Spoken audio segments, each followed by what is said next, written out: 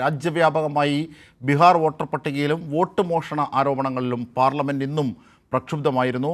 2 മണിവരെ നിർത്തിവെച്ച ഇരുസഭകളും പിന്നീട് വീണ്ടും പുനരാരംഭിച്ചിട്ടുണ്ട്. SIR ചർച്ച ചെയ്യാൻ തയ്യാറാകണമെന്ന് രാജ്യസഭയിൽ മല്ലികാർജ്ജുന ഖാർഗെ ആവശ്യപ്പെട്ടു. അതേസമയം the mines and minerals bill ഭേദഗതി രാജ്യസഭയിൽ കേന്ദ്രമന്ത്രി ജി കിഷൻ റെഡ്ഡി അവതരിപ്പിച്ചു. സംസ്ഥാന അധികാരം കവർന്നെടുക്കുന്നതിനാണ് ഭേദഗതിയെന്നും സുപ്രധാനമായ ബില്ലായതിനാൽ സെലക്ട് കമ്മിറ്റിക്ക് വിടണമെന്നും ഡോക്ടർ ജോൺ ബ്രിട്ടാസ് MP സഭയിൽ ആവശ്യപ്പെടുകയും ചെയ്തു. ഇതിൻ്റെയൊക്കെ സമഗ്രമായ വിവരങ്ങളിലേക്ക് നമുക്ക് പോകാം. ആദ്യം നമ്മോടൊപ്പം റജി ലൂക്കോസ് ഇടത് നിരീക്ഷകൻ ചേരുന്നു.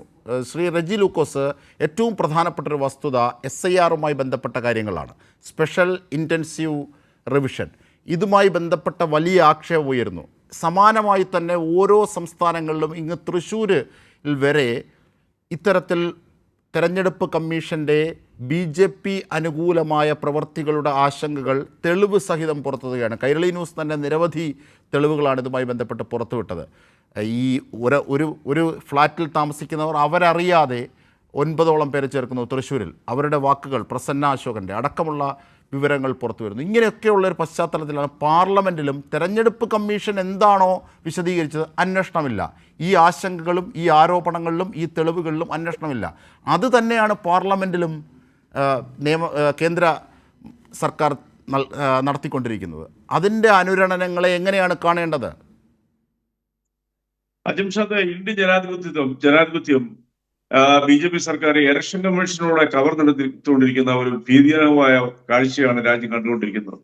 ബീഹാറിൽ 65 ലക്ഷം പൗരന്മാരുടെ വോട്ടവകാശം അവർ നിഷേധിക്കപ്പെട്ടു. പുതിയതായി ഒരൊറ്റയാളെ പോലും ചേർത്തിട്ട് പോലുമില്ല.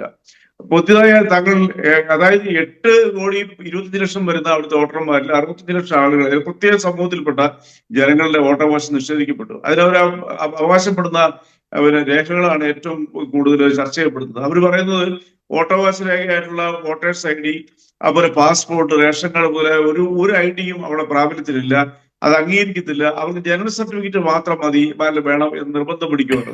ജനന സർട്ടിഫിക്കറ്റ് കിട്ടണമെന്നുണ്ടെങ്കിൽ അതിന് തൊട്ട് മുമ്പുള്ള തലമുറയിൽപ്പെട്ട മാതാപിതാക്കളുടെ ജനന സർട്ടിഫിക്കറ്റ് പോലും ഇല്ലാത്ത നിരക്ഷരായിട്ടുള്ള ജനങ്ങളെ വെട്ടിനിരത്തി ബീഹാർ പിടിച്ചെടുക്കാനുള്ള തന്ത്രമാണ് കേന്ദ്ര സർക്കാർ ഈ പറയുന്ന ഇലക്ഷൻ കമ്മീഷനോട് നടപ്പായിക്കൊണ്ടിരിക്കുന്നത്. ഇലക്ഷൻ കമ്മീഷനെ സംബന്ധിച്ചോളം ഒരു കോമാളി വേഷത്തിൽ ജനാധിപത്യത്തിൽ ചോദ്യങ്ങൾക്ക് മറുപടി പോലും ഇല്ലാതെ കൊണ്ട് കഴിഞ്ഞ ഞായറാഴ്ച നടത്തിയ പത്രസമ്മേളനത്തിൽ അപഹാസ്യരായി മാറിയ ഒരു ഇലക്ഷൻ കമ്മീഷനാണ്. അതായത് വ്യക്തമായിട്ട് പറഞ്ഞിട്ടുണ്ടെങ്കിൽ BJP പറഞ്ഞയച്ച BJPയുടെ വക്താക്കളെ പോലും സംസാരിച്ച ഇലക്ഷൻ കമ്മീഷനാണ് രാജ്യം ദർശിച്ചത്. ചോദ്യങ്ങൾക്കൊന്നും ഒരു മറുപടിയില്ല, സംശയങ്ങൾക്ക് യാതൊരു ദൂരീകരണവും ഇല്ല. രാഹുൽ ഗാന്ധിയെ പേരെടുത്ത് പറയാതെ കണ്ട് അപഹസിക്കാനും അപമാനിക്കാനും മാത്രമായിട്ട് വിളിച്ചുകൂട്ടിയ ഇന്ത്യയുടെ ചരിത്രത്തിൽ ഏറ്റവും കൂടുതൽ അവഹേളനമായിട്ടുള്ള ഒരു പത്രസമ്മേളനമാണ് നമ്മൾ കഴിഞ്ഞ ഞായറാഴ്ച അല്ലെങ്കിൽ ഡേ ബിഫോർ യെസ്റ്റർഡേ നമ്മൾ കാണാൻ സാധിച്ചത്. ഇങ്ങോട്ട് വരുവാണ് നമ്മൾ തൃശ്ശൂർ എടുത്ത് നോക്കൂ. തൃശ്ശൂര് 86,000-ഓളം 1,50,000-ഓളം പുതിയ വോട്ടർമാര് കഴിഞ്ഞ 2019 കൂടുതൽ 2024 വോട്ടർമാരായിട്ട് വന്നു. എന്നാൽ കേരളത്തിലെ ജനസംഖ്യ ഓരോ നിയോജകമണ്ഡലങ്ങളിലും കുറഞ്ഞു വരുമ്പോൾ എങ്ങനെയാണ് ഈ 1.5 ലക്ഷം ആൾക്കാരുടെ വർധനവ് തൃശ്ശൂരിലുണ്ടായത്? അതിൽ നിന്ന് വളരെ വ്യക്തമാണ്. ഏതാണ്ട് 62,000-ഓളം വോട്ടുകൾ ഇവര് അവിടെ അഡീഷണൽ ആയിട്ട് ആ മണ്ഡലത്തിന് പുറമേ നിന്നുകൊണ്ട് തീർച്ചയായും 45,000-നും 62,000-നും ഇടയ്ക്ക് ഉള്ള വോട്ട് ആ അർത്ഥത്തിൽ ശരിയാണ്. റജി ലൂക്കോസ്, തുടരാം നമുക്ക് ചർച്ച.